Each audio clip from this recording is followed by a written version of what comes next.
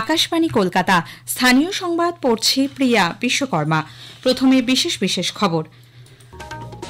বাংলার বাড়ি প্রকল্পে উপভোক্তাদের অ্যাকাউন্টে প্রথম কিস্তির টাকা দেওয়ার কাজ আজকের মধ্যে শেষ করার নির্দেশ রাজ্য সরকারের।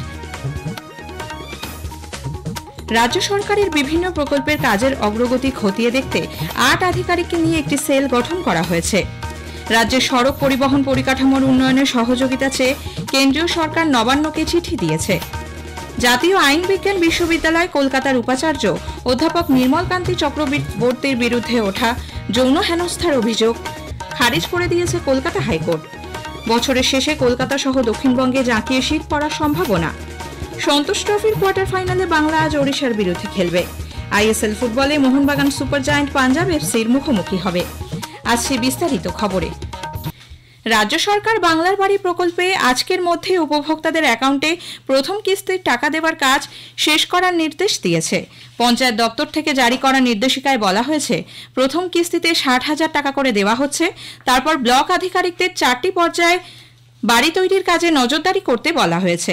উল্লেখ্য, ১২ লক্ষ উপভোক্তাকে প্রথম কিস্তির টাকা দেওয়ার কাজ শুরু হবার পর ৮ লক্ষের বেশি উপভোক্তার অ্যাকাউন্টে এই টাকা পাঠানো হয়েছে বলে খবর। রাজ্য সরকারের বিভিন্ন প্রকল্পের কাজের অগ্রগতি খতিয়ে দেখতে মোবাইল অ্যাপ তৈরি করার পাশাপাশি তথ্য যাচাই, পরবর্তী পদক্ষেপের ক্ষেত্রে কি ভূমিকা হবে ইত্যাদি বিষয়ে তদারকির জন্য ৮ আধিকারিককে নিয়ে একটি সেল গঠন করা হয়েছে। এ ব্যাপারে সম্প্রতি একটি বিজ্ঞপ্তি জারি করেছে রাজ্যের অর্থ দপ্তর।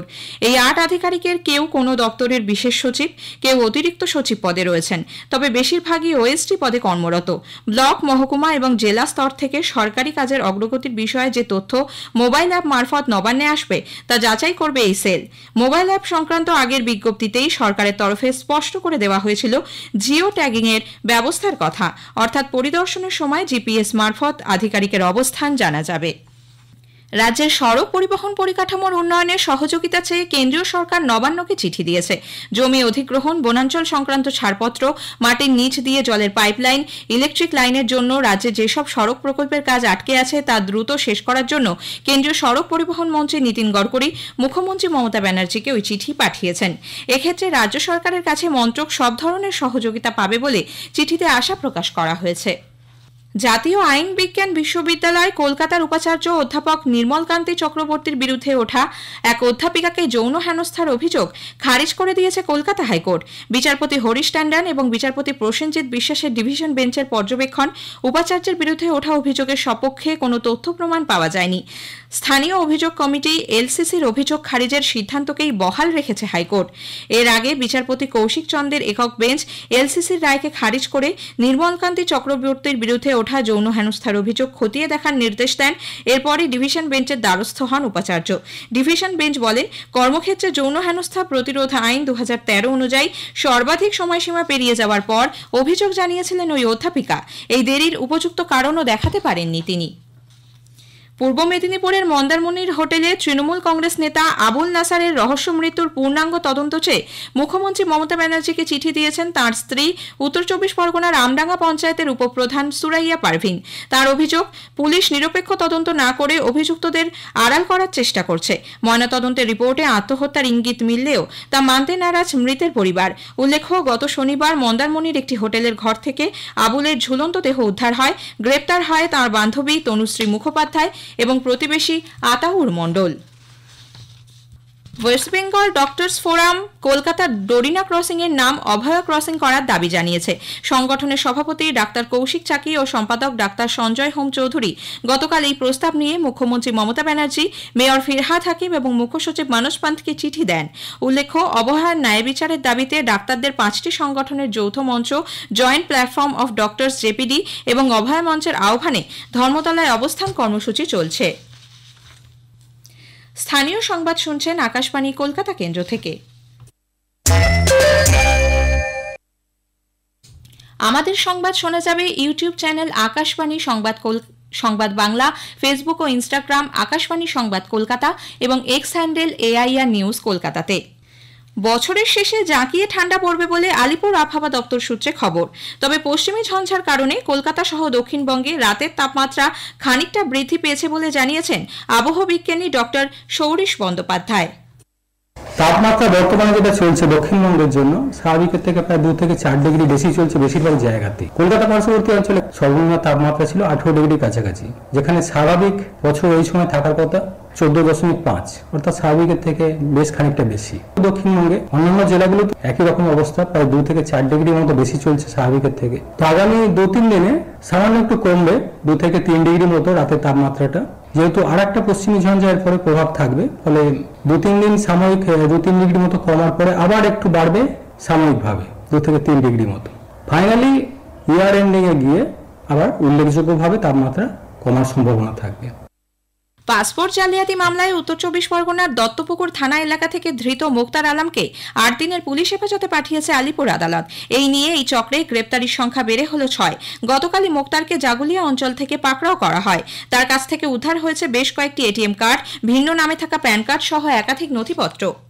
রাজ্যে একের পর এক জঙ্গি গ্রেপ্তার হওয়ার ঘটনায় উদ্বেগ প্রকাশ করেছেন বিজেপির রাজ্য সভাপতি তথা কেন্দ্রীয় প্রতিমন্ত্রী সুকান্ত মজুমদার। বর্তমান রাজ্য সরকার জনবিন্যাস পরিবর্তনের চেষ্টা চালাচ্ছে বলে তাঁর অভিযোগ। পশ্চিমবঙ্গ সব থেকে বেশি সুশাসন তার জন্য অপেক্ষা করছে। আমরা সব থেকে ভালনারেবল হয়ে আছি এই মুহূর্তে। আজকে মুর্শিদাবাদ, কখনো বসিরহাট, কখনো অন্য কোথাও একের পর এক জঙ্গি ধরা পড়ছে। তাদের আধার কার্ড, ভোটার কার্ড, কোনো কিছুর অভাব নেই। তারা আমাদের সরকারের দলকে, সরকারি দলকে ব্যবহার করে পশ্চিমবঙ্গের ডেমোগ্রাফিকে চেঞ্জ করার চেষ্টা করছে। পশ্চিমবঙ্গের মধ্য দিয়ে গোটা ভারতবর্ষের ডেমোগ্রাফিকে চেঞ্জ করার চেষ্টা করছে, পরিবর্তন করার চেষ্টা করছে। এদিকে সিপিআইএম এর কেন্দ্রীয় কমিটির সদস্য সুজন চক্রবর্তী অভিযোগ করেছেন, পশ্চিমবঙ্গ জঙ্গিদের আস্তানা হয়ে উঠেছে। কোথাও একটা যেন মনে হচ্ছে জঙ্গিদের আস্তানা হচ্ছে পশ্চিমবাংলায়, এবং শাসক দল সেগুলো জানে। শাসক দলের নলেজের বাইরে তো কিছু হয় না এখানে। নিয়ে যাকে ধরলো, জাভেদ নাকি নাম, কাশ্মীরি জঙ্গি, হিজবুল্লাহর সঙ্গে যোগাযোগ, লস্করে তৈবার সঙ্গে যোগাযোগ, করাচিতে গিয়ে ট্রেনিং নিয়েছে।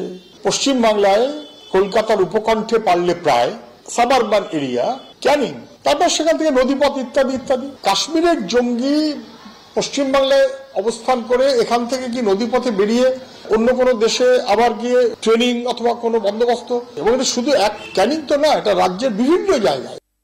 অন্যদিকে রাজ্যে জঙ্গি অনুপ্রবেশ নিয়ে বিরোধীদের লাগাতার সমালোচনার জবাবে তৃণমূল কংগ্রেস নেতা কুণাল ঘোষ বলেন, অন্যান্য রাজ্যের তুলনায় পশ্চিমবঙ্গের পরিস্থিতি অনেক ভালো। পশ্চিমবঙ্গ অন্য রাজ্যের থেকে অনেক শান্ত, ঠিকঠাক। যেখানে প্রবলেম আছে পশ্চিমবঙ্গের বাংলাদেশ সীমান্ত, সেই বাংলাদেশ সীমান্ত পাহারা দেওয়ার কথা বিএসএফ এর। বিএসএফ ফেল করছে বলে বাংলাদেশ থেকে কিছু জঙ্গি, কিছু আপত্তিকর লোক অবৈধভাবে বাংলা সীমান্তে ঢুকছে। পূর্ব বর্ধমানের জামালপুরে কিশোরীকে ধর্ষণের অভিযোগে এক যুবককে গ্রেপ্তার করেছে পুলিশ।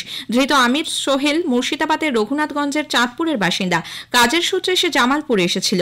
ধৃতকে বর্ধমান সিজেএম আদালতে তোলা হলে 5 দিনের পুলিশ হেফাজতে পাঠিয়েছেন বিচারক।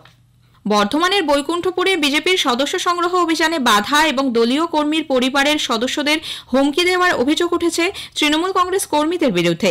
গতকাল দুপুরে বিজেপির যুবনেতা কেনা রায় দলের কর্মীদের নিয়ে গোপালনগর এলাকায় সদস্য সংগ্রহ অভিযানে গেলে স্থানীয় তৃণমূল নেতা মোজাম্মেল শাহ তাদের বাধা দেন। পরে কেনা রায়ের বাড়িতে গিয়ে তাঁর স্ত্রীকে শাসক দলের লোকজন হুমকি দেয় বলে অভিযোগ, যদিও অভিযোগ অস্বীকার করেছে জেলা তৃণমূল কংগ্রেস নেতৃত্ব।